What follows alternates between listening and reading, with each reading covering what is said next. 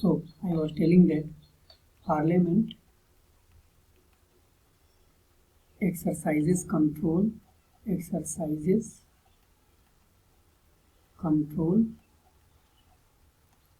over the administrators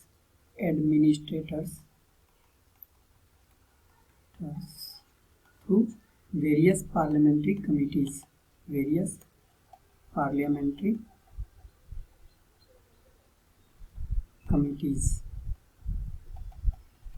And these parliamentary committees are constitutional bodies. Because they are mentioned in the text of the constitution. These are constitutional bodies, and the members to parliamentary committees may be comprised of Lok Sabha and Rajya Sabha or both. So this is the thing that and these, they may summon an administrator, they may reprimand an administrator, and they can issue binding orders to an administrator. So this way the parliament exercises control over the administrators. Now let's come to the next question. The next question is, which of the following amendment to the constitution empowered the president to send back any matter for reconsideration for the council of ministers? Option are 39, 14th, 48th, 42nd and 44th. The correct answer to this question will be 44th. So 44th Constitutional Amendment Act 1978 empowered the president to return a bill passed by the parliament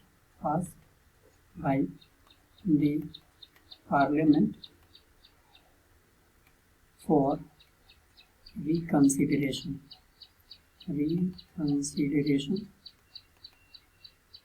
or a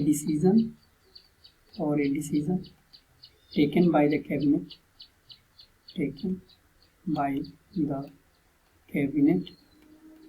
for reconsideration. So this is the 44th Constitutional Amendment Act. This Amendment Act was passed during the Janata Party government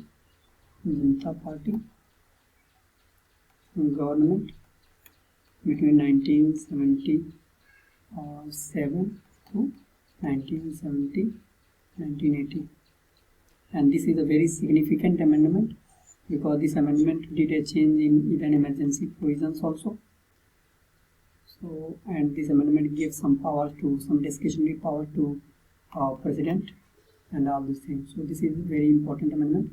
Now let's come to the next question. The next question is the term of Lok Sabha. So this question is regarding the term of Lok Sabha.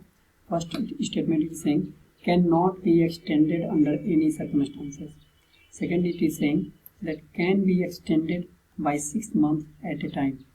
And third, it is saying can be extended by 1 year at a time during the national emergency. And then it is saying can be extended by 2 years at a time. So the correct answer to this question will be option C, that is the term of Lok Sabha can be extended by 1 year at a time during the national emergency. So to understand this question better, we have to understand the national emergency in detail. National emergency.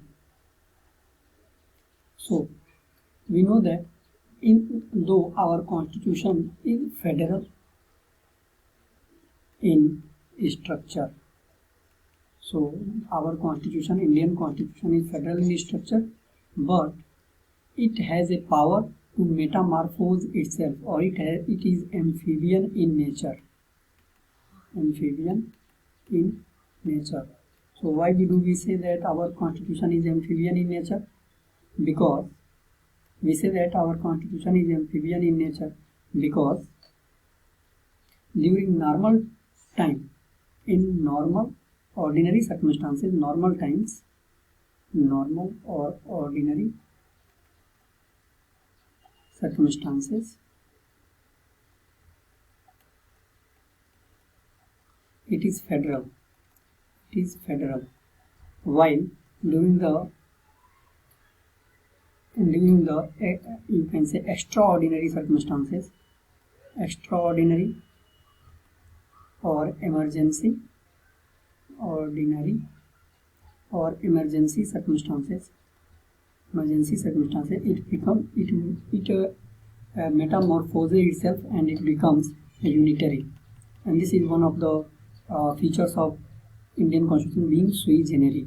So a unitary, it becomes totally, completely unitary. And when does our Constitution become completely unitary? This becomes completely unitary during the emergencies. So during emergency situations and during the proclamation of emergency, after the proclamation of emergency, our Constitution becomes completely unitary Constitution. And there are three types of emergencies. One is national emergency under Article 352. Then there is state emergency. State emergency is also called President's rule, or constitutional emergency. And then there is financial emergency.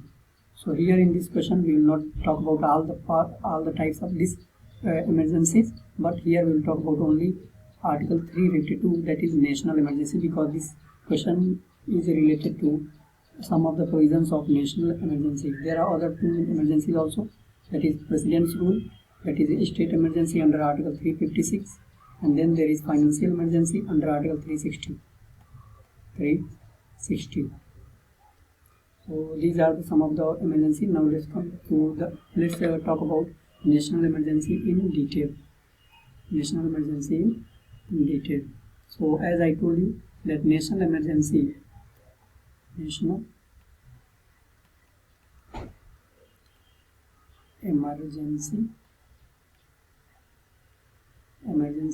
is proclaimed under Article 352. And who can proclaim national emergency? So President, on the written recommendation of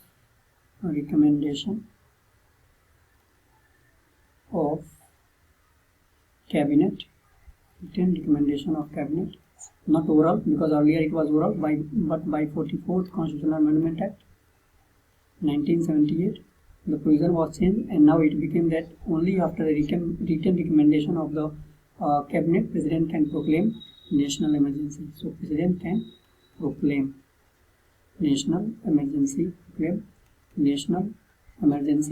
And what are the grounds to proclaim national emergency? There are three grounds. First, war, external aggression,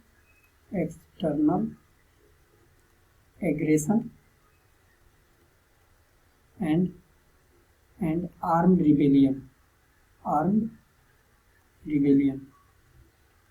Earlier this ground was called internal disturbance, but by 44th Constitutional Amendment Act, this internal disturbance, the ground of internal disturbance was changed to armed rebellion, because there was a lot of misuse of this ground of proclaiming emergency, that is internal disturbance.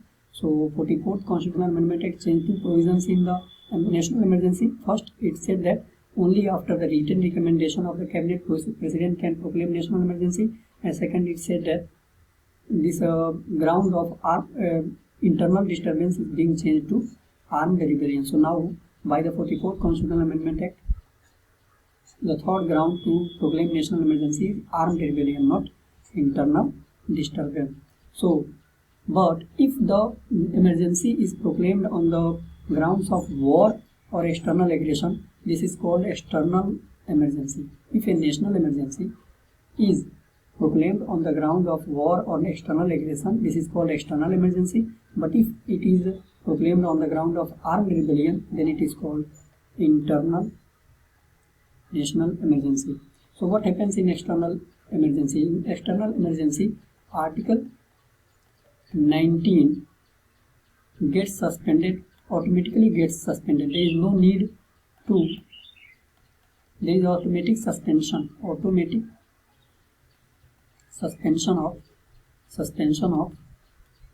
so there is automatic suspension of, you can say Article 19, that is freedom of 6 freedoms guaranteed under Article 19 clause 1. So the 6 freedom guaranteed under Article 19 clause 1 get automatically suspended during the national emergency proclaimed on the ground of external national emergency on the grounds of war and external aggression. But in the case of armed rebellion, that is internal national emergency, to suspend Article 19, there is no automatic suspension of Article 19 or the freedoms guaranteed under Article 19.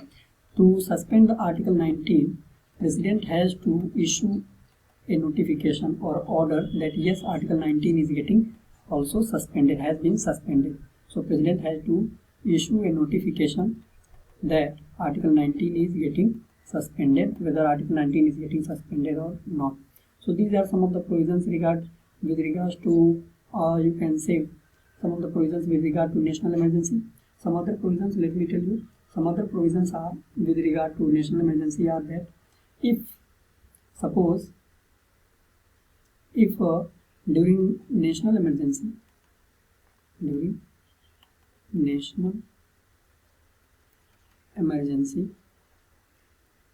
but first let me tell you something with regard to procedure of proclaiming national emergency.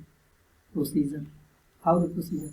So President issues notification, proclaims emergency. President proclaims emergency, national emergency, and within on the written advice or written recommendation of the cabinet, as I told you, but within 1 month, within 1 month of the proclamation of national emergency, this emergency has to be ratified by the parliament,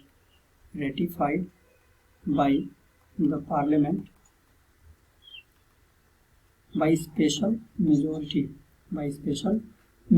Otherwise it will lapse after 1 month. The emergency shall cease to exist after 1 month if not ratified by the parliament, by both the houses of parliament separately by special majority. But if it is ratified by the parliament, then it will extend to 5 months more. 5 more months, that is 6 months. So the total tenure of the national emergency once proclaimed is 6 months. But within the first month, it has to be ratified by the parliament, otherwise it will lapse. Or when it is ratified by the parliament, then it continues for 5 more months. This way, once emergency proclaimed, it continues for you can say 6 months at a time. So this is the thing. 6 months, it continues for 6 months. But after there is a concept of periodic review of national emergency. Periodic review of national emergency. That is, after every 6 months, there is a periodic review by the parliament. Every 6 months, parliament shall review the emergency, need of emergency. If there is a need of emergency after every 6 months, then it can be extended again for 6 months, and there is no maximum time limit for how much period or for how long the national emergency shall continue. It can be extended for indefinite period of time, but there will be a periodic review by the parliament after every 6 months. This is the provision of the thing. And one more provision with regard to national emergency is that during the national emergency, if the term of Lok Sabha expires, then it can be extended by the parliament by passing a special resolution in both the houses of the parliament. In the parliament, it can be extended 1 year at a time. 1 year at a time. So during the national emergency, if the term